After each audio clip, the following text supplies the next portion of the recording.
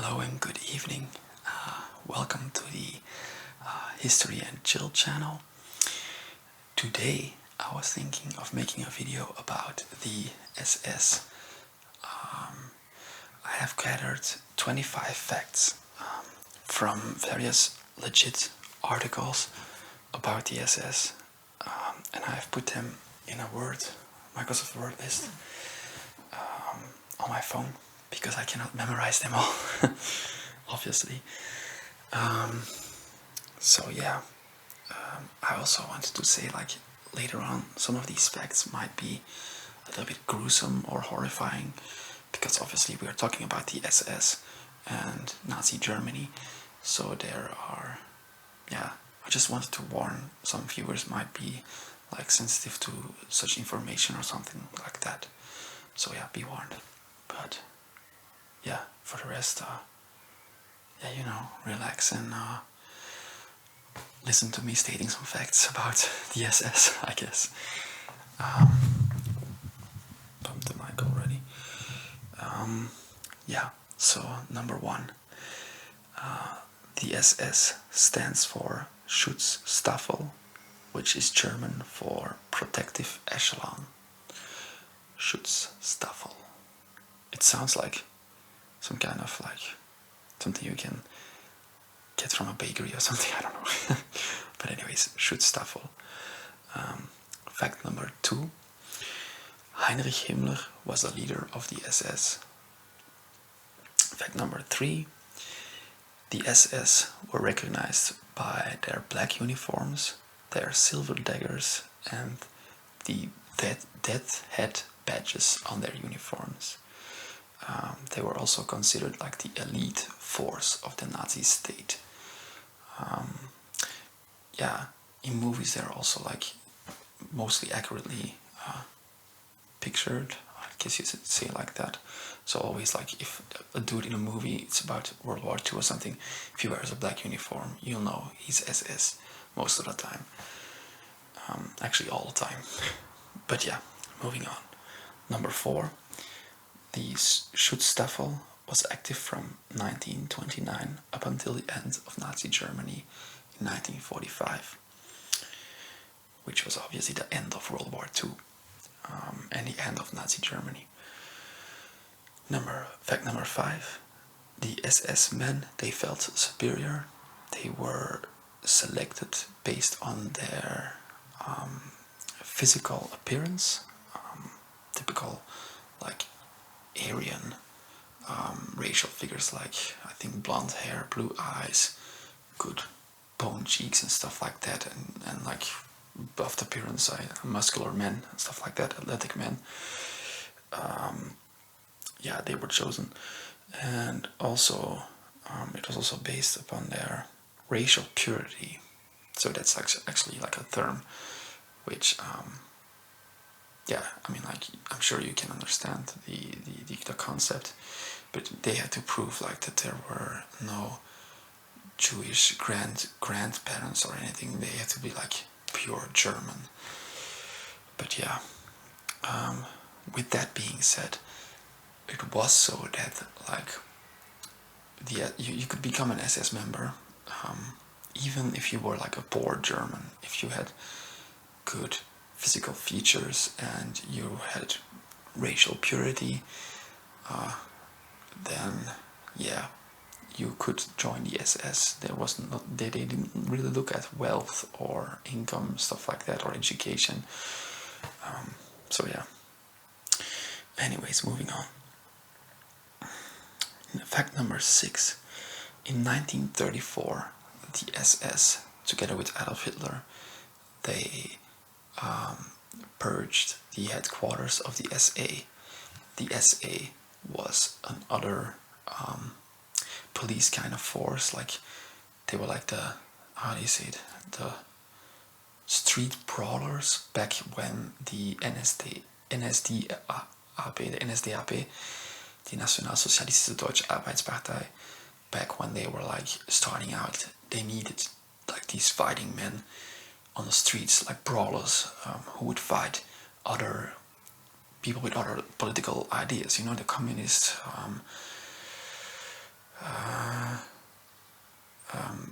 communist, damn it.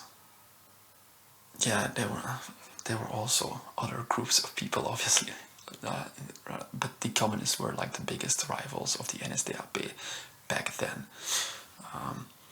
But yeah, so anyways, in 1934, getting back to the facts, I'm sorry, the SS plundered the headquarters of the SA, and it was also rumored that when they plundered the headquarters of the SA, there were like men that were sleeping with each other, like in a romantic kind of way, which is also why most of the men, I think, would have been sent as political prisoners to work camps, because being gay in Nazi Germany was considered like being an Untermensch, as they would say. But yeah, so a lot of and also the head of the SA was Ernst Röhm, and he was also like sent as a prisoner, or I think no, he was executed. I'm not sure. Leave it in comments if you know it. Was he executed or was he imprisoned? I'm not sure anymore. I do believe he was executed. Anyways, moving on. With the SA being out of the picture,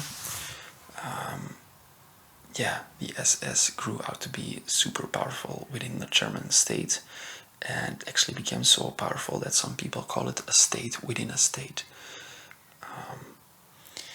Fact number 8.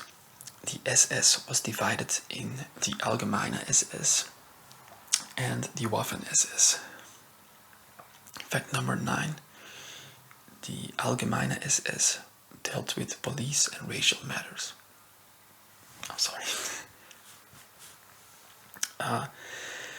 Its most important division was the Reichssicherheitshauptamt, also known as the Reich Security Central Office, and abbreviated by RSHA, which oversaw the Sicherheitspolizei, SIPO, Security Police, which in turn was divided in the Kriminalpolizei, Kripo, and the dreaded Gestapo.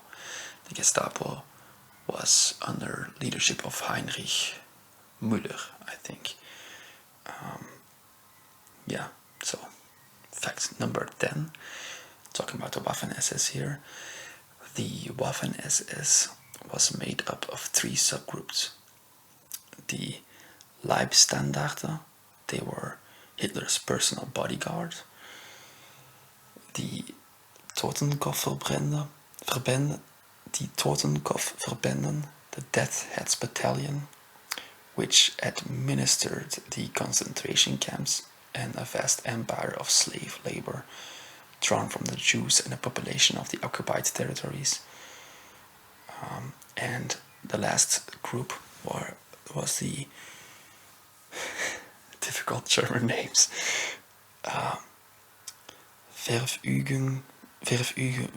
Verfügungstruppen, disposition troops, which swelled to 39 division in World War II, and which, serving as elite combat troops alongside the regular army, gained the reputation of fanatical fighters.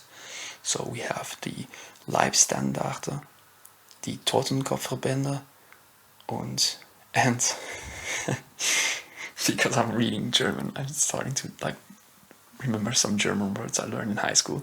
But yeah, and the third group being the, hold on, I lost it. The Verfügungstruppen, the fanatical fighters. Number 11.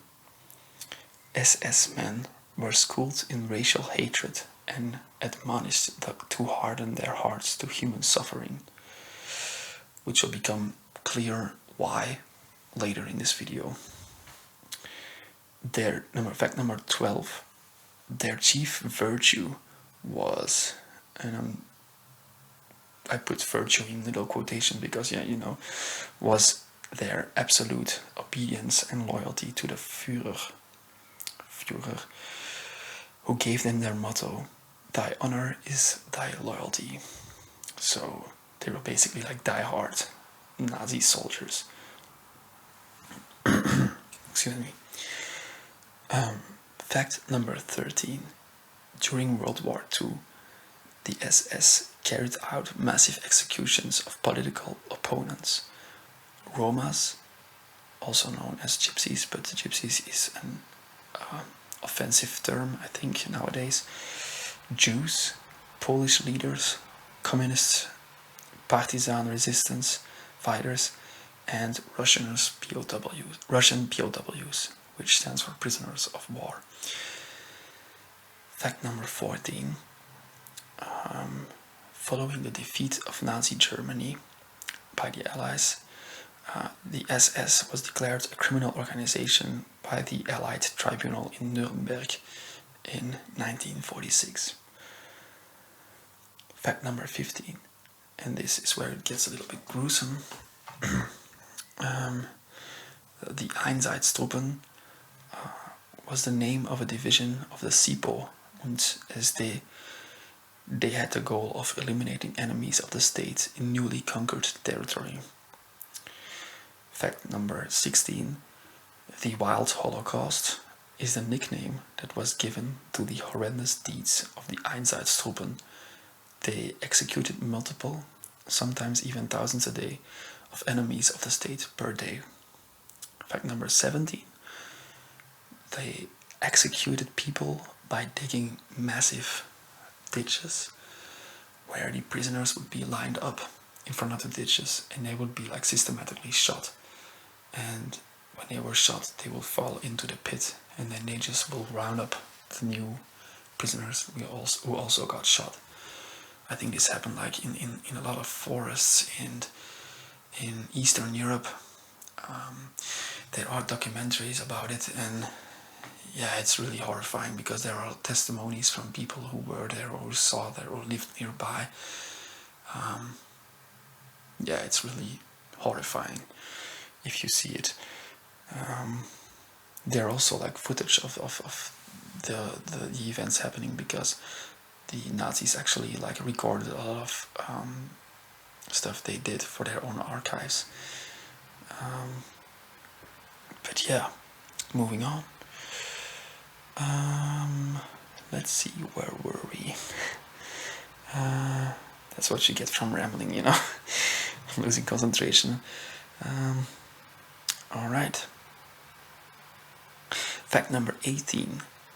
Some of the members of the Einsatztruppen became so traumatized because they had to kill, like, they had to shoot people all the time, and obviously those people were crying, they screamed, and you know, like, even though like Nazis claim to be superior, after all we're all humans, you know, and also like even people who did horrendous acts like the Einsatztruppen, they're also just human, and they were shooting these people, and obviously they can't stand it because it's horrifying, you know. So a lot of them actually developed PTSD and were like heavily traumatized by what they had to do day in and day out. And yeah, you had people like really becoming sick in their head, you know. And Himmler actually started to notice that and was alarmed by it, by the other superiors, which is why we come to fact number 19. Due to this personal way of killing, like the shooting of standing in front of the ditch, Himmler started thinking of other ways to kill people, which will be less personal and more efficient. But like, it is important to know that Himmler was really a horrible man, so he wanted to make it more efficient for his own men, you know, like for the SS, not for the victim. He didn't care about them. And that's actually, he didn't want to have SS soldiers who became krank, which was in his belief system, it was like, really not good for the German Aryan race, you know. The SS, they were like the prime of the Aryan race, and seeing that those men would become, have mental illnesses and stuff like that from all the shooting of innocent people, was really not good for his precious SS, you know. So he made up like other ways of killing people, and yeah. Which brings me to the next fact. The SS experimented with installing bombs around the prisoners, and then they would detonate the bombs in bunkers or just outside in forests. They did this so because they were looking for new ways to kill people, which would, like I already said, like was less personal and more people in group, so it would be done faster. But that resulted in horrifying sceneries where there were legs or arms stuck up in trees and stuff like that in the forest, where they did it in Eastern Europe. So they ordered other prisoners to fetch the legs or the arms, because they would start to rot and like cause horrible smell. And obviously the experiment with the explosives was even like more horrifying and gruesome also for the SS, which is then later somebody, I didn't really remember the name, but if you know, like in the comments. First I have to go to the next fact. Fact number 21. Hold on, I'll get to what I was saying later. Like fact number 21, after this they started experimenting with trucks, with some cargo trucks, and they would like put people inside of the cargo trucks, and then they would start the engine, and they would have tubes that go from the exhaust of the truck, and then it would go inside of the cargo truck. So the gas would, I think it's, yeah, CO2, I don't know if that's the correct name in English, but yeah, in Dutch you say it like that. But it would enter like the cargo space with the people inside, and they would eventually die. But obviously it takes a long time, and actually it just pops in my head. The person thought of this because there was a head of the SS head of the important Nazi figure. I don't know if it was SS or not, but he was drinking a lot one evening, and he returned to his house, and then he passed out drunk inside his car in the garage, but the car was still running. And it is said that I think his wife found him in the morning. He was almost dead, because his wife found him like a while later, you know. And I think he survived, but the person thought of using that incident, and he was like, oh hey, you know, maybe we can kill the enemies of the state, actually just innocent people, by the gases from cars, you know. So which is why they put them in cargo trucks with a pipe around the exhaust, and then like re-entering, and then just they waited. But this also proved ineffective. People died from it, but sometimes the people would pass out first, and they would like wake up later after they thought they were dead and stuff like that. So it was really like not efficient if we're talking in Nazi terms, and which is why the eventually fact number 22, which is why they eventually came up with Cyclone B.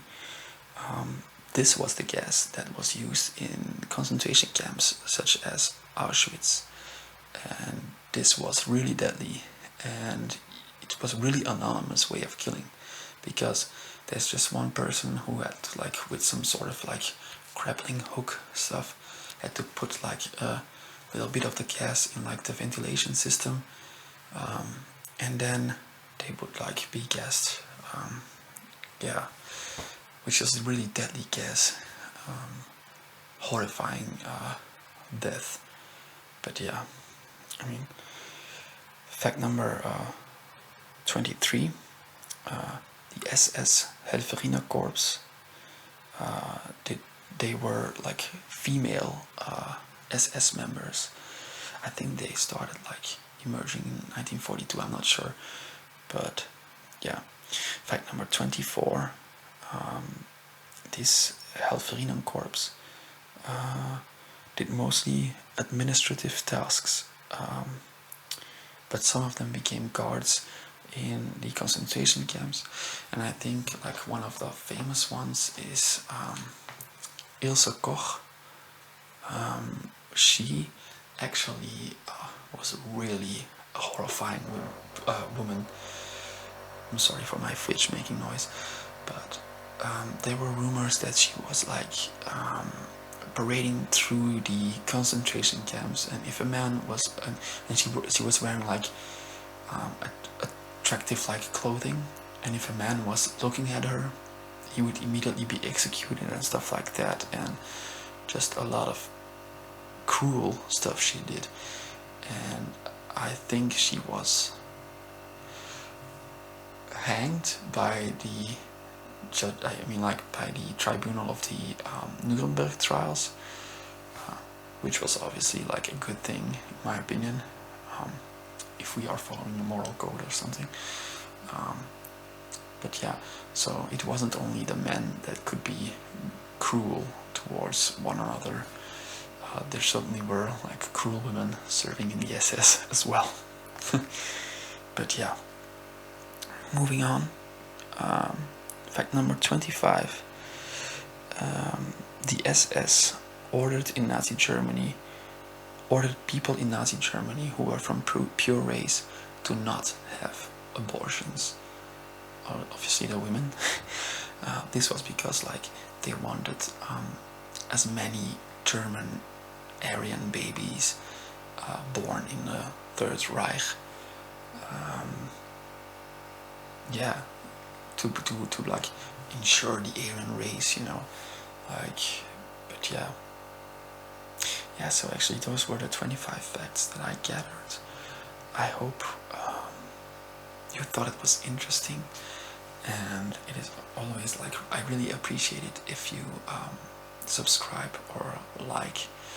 I'm really trying my best to make more videos like this, or history related. I'm not always going to talk about World War II or World War II related stuff. I might also like talk about other parts of history, because I'm interested in a lot of historical periods. And yeah, I think I have like a lot of videos to make, so make sure you hit that subscribe button and the like button if you liked it.